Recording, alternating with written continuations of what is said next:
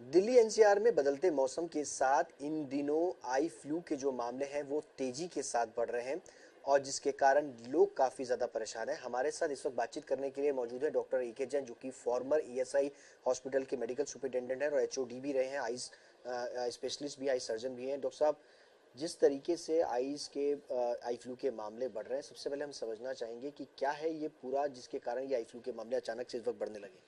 देखिए, ये जो हमारी जो ये काली पुतली है, इसके चारों तरफ कंजक्टिवा होता है जो सफ़ेद पार्ट को कवर करता है। इसको कवर करते हुए ऊपर अपर अपर पुतली और नीचे की पुतली के ऊपर कवर करता है।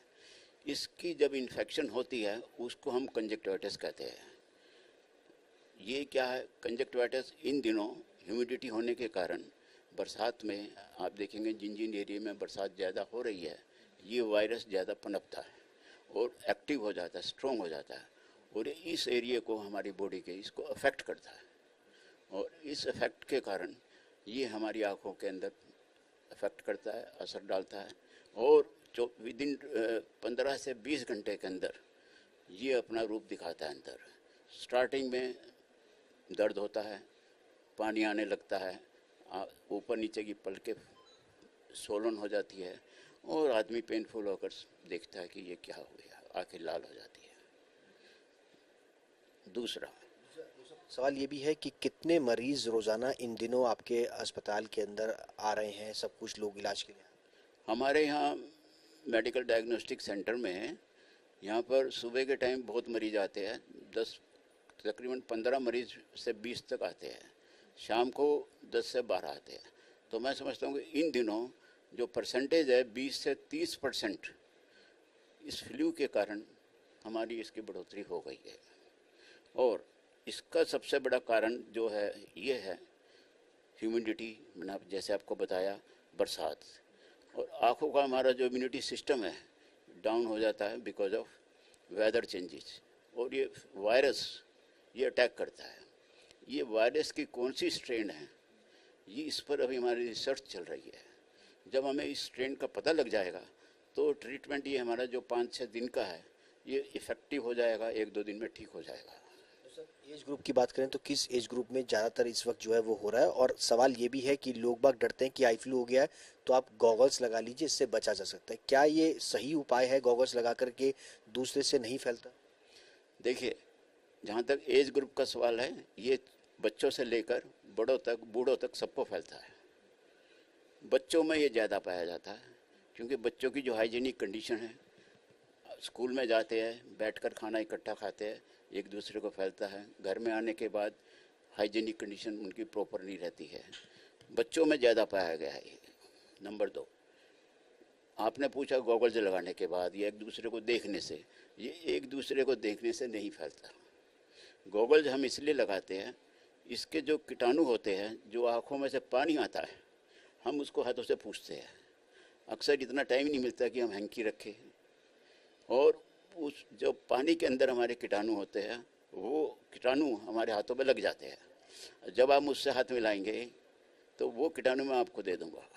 जब आप अपनी आंखों को छुएंगे वो आपको फैल जाएगा। जैसे कि हमने पानी अपने आंखों के उसको छुआ, हम मेट्रो में चढ़े, हैंडल को पकड़ा और कुछ जो नॉर्मल आदमी आएगा उसको फैल जाएगा। इसी प्रकार घर में भी जब हम जाते हैं, ये टेबल पे उस पर हाथ लगते हैं, इससे फैलता है। चश्मे लगाने का एक फ़ायदा ये होता है कि हमारा हाथ बार बार आंखों पे नहीं जाएगा। दूसरा, चश्मा लगाने से जो हमारा ग्लेयर है, सूर्य की लाइट का जो ग्लेयर है, वो आंखों को कंफर्ट देगा।